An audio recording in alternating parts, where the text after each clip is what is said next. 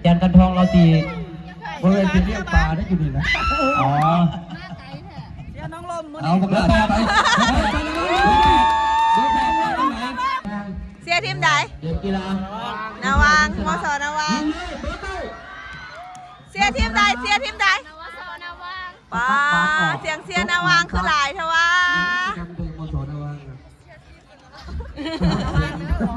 มีสติมีสติยิงเลย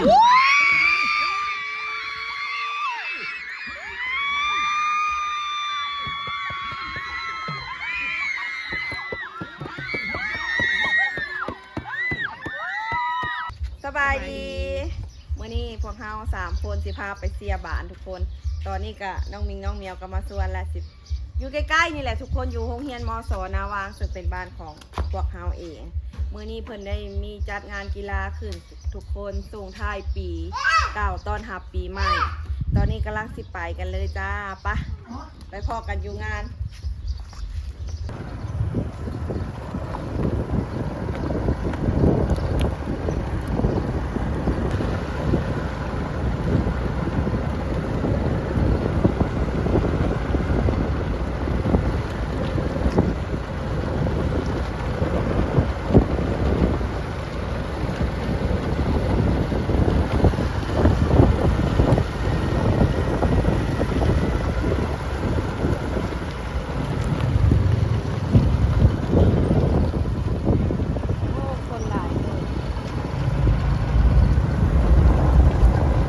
เพราะว่าปัจจุบันนี้ก็คือ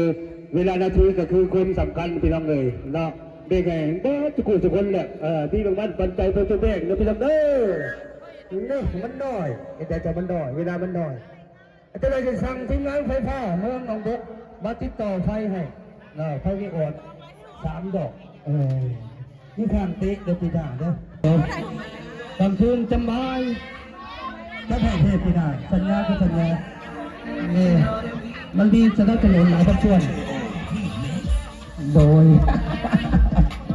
เอาสมบูรณ์นักกีฬาสมุทรสาคร2 ทีมอันนี้คือสนามสมุทรสาครนะช่วยสั่งสนามบานที่เก่า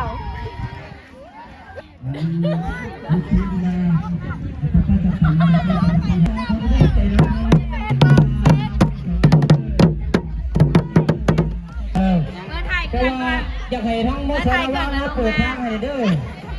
อยู่วันนั้นนาวางมสนาวางหวนขนาดเลยมีน้ำโค้ดเดี๋ยวเจ้ามาบทานมีน้ำโค้ดเตะบานหวนขนาดเลยถ่าจริงที่1มสน้องลมกับมสนาวางประตูตุ้มเอาไปเอาประตูบอกเข่าซ้ำก็หาประตูเตะตัวเข่าออกมาแล้วที่3เกมไหนเบอร์3มาถ่ายเที่ยวผู้บ่าวเหรอผู้สาวบ้านนาวาฮะน้องฮักกระลุกแล้วก็มาเพิ่นมาเสียเพิ่นมาถ่ายเสียผู้บ่าวทุกคนมาแต่บ้านใดฮะมาเอาแซมบ่มื้อนี้นะมาเอาแซมบ่ตกก่อนหมูถ้าเสียหมูวะเดี๋ยวนี้พอตกก่อนหมูวัยรุ่น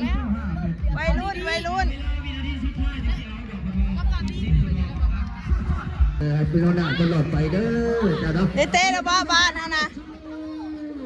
ได้ข่าวซิ่งน้ำข่าวอยู่วะได้ข่าวเอาที่ 1เด้อเอาแซมเด้อมื้อนี้เด้อเป็นไดเป็นใครเป็นกัปตันทีมเอากระเดียวหมอทุ่งสะดอกบ่แม่นบ่นักกีฬาบ้านมีแต่คนหล่อๆทุกคนสาวหนุ่มเด็กมาพี่นะไม่ใครเป็นกัปตันทีมนะโอ้โมลี่หมออิททับโก้คือเก่าบ่ไพ่ท่าฮะฟอดฮาโบเป็นแล้วตึกเป็นตะปาปะนี่ตึกเป็นตะเบ็ดบ่แซวเด็กน้อยแซวเด็กน้อยลิ้นทุกคนมาเตะบานบ่ โอ้มาเบิ่งผู้สาวมาแต่บ้านใดนี่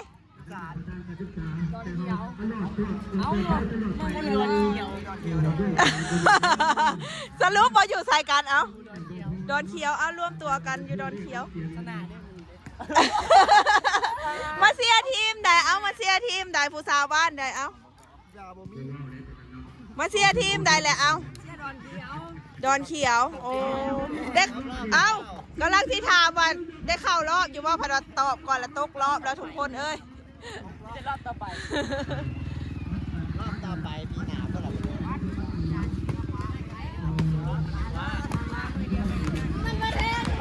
โอ้ยบนต้องการกำไปเมืองผู้สาวตีบาททุกคน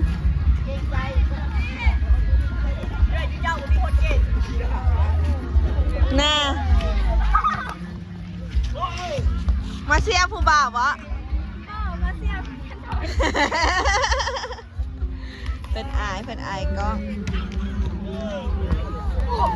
ตีบาทนี่ก็เป็นนักเรียนมส.นาวางบ้านนะทุกคน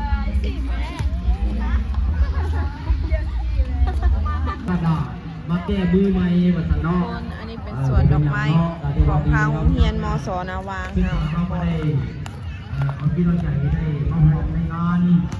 วันนี้ก็ถือว่าดีใจหลายเลยเนาะเอาเวลาเด้อเวลาเนาะครับปัจจุบันนี้ก็4 โมงพอดี5 นาทีแล้วจังสั้นทั้งผู้ใดสิเป็นกรรมการกลางผู้ใดสิเป็นกรรมการเส้น คนสวย เนาะถือว่าให้เกี่ยวพร้อมเนาะอย่ามันทำเกินไป งามแท้เดี๋ยวนี้ เขาเตะเด็กกันประมาณ3 นาทีเนาะ บ่ได้เตะบ่เอ้า บ่ได้เตะบาทเลยแบบบ่ได้ตากแดด บ่จังพ่อจังสวยขึ้นขาวขึ้นเนาะคุณหนู จังสั้นก็ถือว่าเชิญทั้ง บ่ได้เตะบาทปีนี้ กรรมการ อันเตะอยู่กับจักแนวใดฟังเบิ่งก่อนว่าท่านได้ให้เปิดให้ซ้อม ทั้ง2 ข้างก็ถือว่าได้มาหับนกบีดนี่แหละเนาะเห็นกีฬาเอาเยี่ยมพร้อมมันทำไรมันกระมือได้ที่ไหนมันบ่มีเส้นสว่างบ่มีไฟจังซั่นก็ถือว่าเชิญให้ทั้งนักกีฬาพร้อมด้วยทั้งกรรมการเฮาจัดเกี่ยวพร้อมกันไว้แล้วบ่ทั้งอาจารย์ศรีประเสริฐเอาอาจารย์ไข่ทองเขาดิพี่น้องกันเด้อเนาะปัจจุบันนี้สิ่งชนะเลิศสิ่งขันของพระนาคุ้มเนาะก็คือขันของท่านคุณหอมแก้วมณีพระนาคุ้มของเฮียนภาคใต้บุรีรัมย์เขาประวัติศาสตร์ที่ได้จัดเป็นเจ้าภาพคือทางมส.ดาวางแมนเนาะถ้าเราขอกรรมการจากขันเมืองของการศึกษาที่การกีฬาเมืองไหนเอาทั้งสิ้นเลยบ่อาจารย์พันและการรางวัลมูลค่าแม่ได้2 คนก็บอกให้มูลค่าขันต่างหากเลยขันต่างหากรางวัลต่างหากลูก6 11 17ประมาณนี้รวมกันเนาะที่ก็16 52แบบแม่เติมแม่4ลงมาประมาณ13 ปีนี่แหละ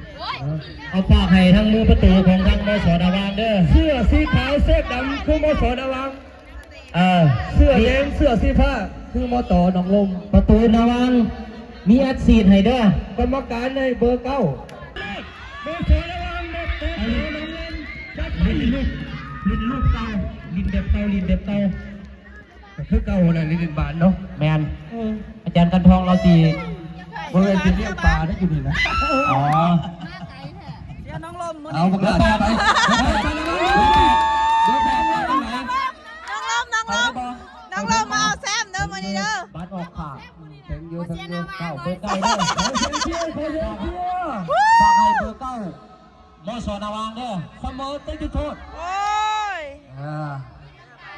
หาแซมอย่างเดียวเบอร์ 8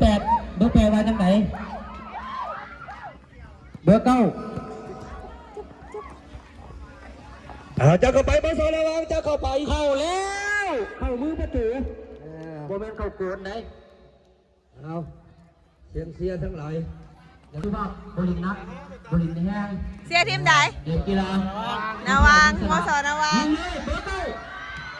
เสียทีมใดป้าเสียงเสียนาวางคือหลายเทว่า มส.นาวาง ถ้าสอนวักหนังไหนโอ้ยโบราณแท้อาจารย์ตุ้สมาอยู่ไหนยกเจ้าโลดแต่ไม่ได้กินอย่างดีใจบ่ดิอัดฉีดน้องลุงอัดฉีดให้คือกันเด้อ50,000เด้อคันชนะเด้อบุญญานี่ก็เสียให้ทั้งป้าเสียงเสีย นับเสียทั้งแมน พาฝากทุกคน วันนี้นะคุณบริพิตจะบอกแมนออกนับประตูโดยแต่เทว่ารอบนี้เป็นชกไข่เพราะชกเราเพราะชกนาวางเพื่อจะเข่าขังคนเองเดินได้เข่าขังไข่ทั้งประธานนี่ คือตัดผมว่าปีนี้ บวชให้ผู้นั้นก็ได้วางผู้อื่นเด้อก่อนที่จะตัดคำหลายๆชนะแล้วให้ผู้นั้นเลิกเจ้าขอโทษเขาอาจารย์เกิดหลายๆมาดึงไม้น้ำมันดีใจมากควรดีใจชิมาถ่ายเอาผู้สาวเสียนี่มันทางนี้มันเสียงกรี๊ดดีขนาดเลยมาทางนี้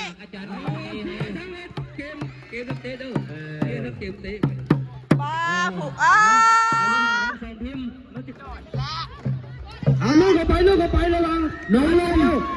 มเบอร์ 9ระวังว่าจะไหนเบอร์ 9น้องลมเบอร์ 9เข้าไปเบอร์ 9เบอร์ 8เยี่ยมห้องเด้อข้างหน้าห้องใครนกเขา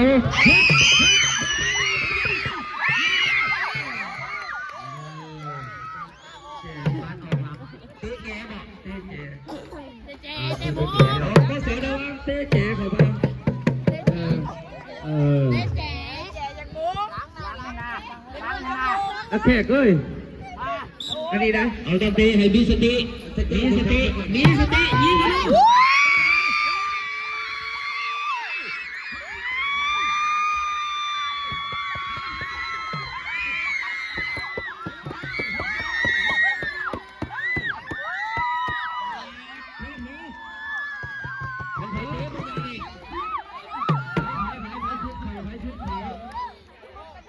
เบอร์ไหนเบอร์ 5มาเงินนัดฉีดดับใจเราได้นี่ใจสดเลยนี่ดับเตะมาจากนครหลวงได้เบอร์ 5นี่ไหนก็ซื้อมา100 กว่าล้านเฮ้ยเกือบเข้าอยู่ได้ไหนนครหลวงเวียงจันทร์ได้เนี่ยห้องเสียงดีแต่ห้องเสียงดีมันป่านนั่นคุณบอกนี่มอสดาวางเขานี่จ้ะคุณนูห่วงอันนี้ไหนเบอร์ 5นี่ไหนเบอร์ 5คุณลูกไผ่วะลูกดีห่วงหนูเด้อวะมันเป็นหนูห่วงหนูทำเบอร์ 5ได้เลยลืม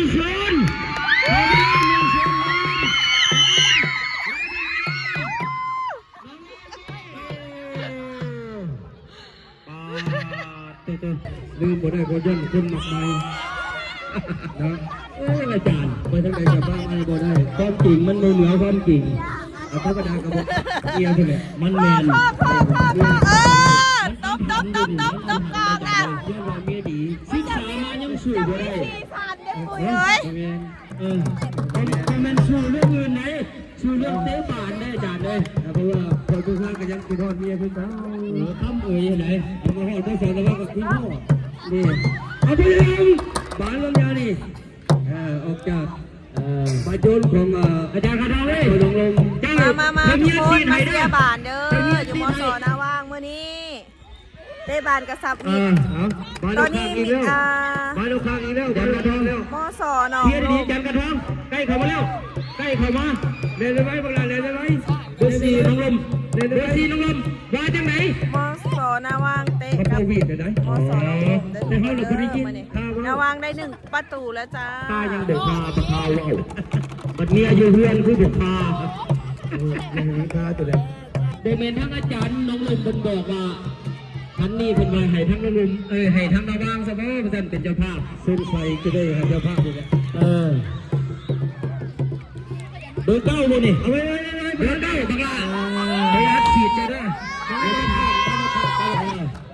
เบอร์ 9เบอร์ 10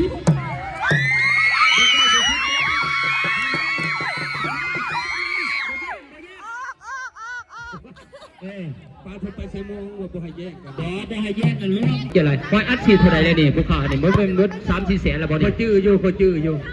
ประมาณแสน9,000เท่าไหร่เบอร์ห้าเบอร์1มาจากไหนเจ้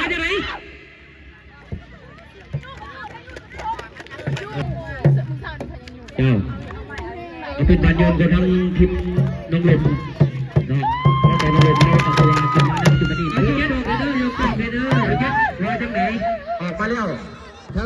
มอสโดนเกี่ยวอย่างนี้ออกมาแล้วสกัดได้ดียิงเลยเบอร์ 2เบอร์ 8ลากไปเบอร์ 10ลากไปเบอร์ 9ลาก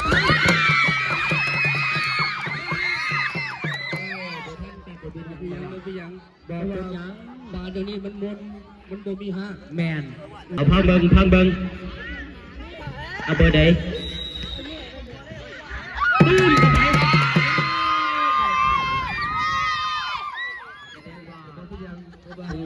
คือสังกษายานสังกสีนี่แต่นี่เพราะว่าประตูมันสี่ไทยเมื่อกี้เรามาจากไหนกันก็ดู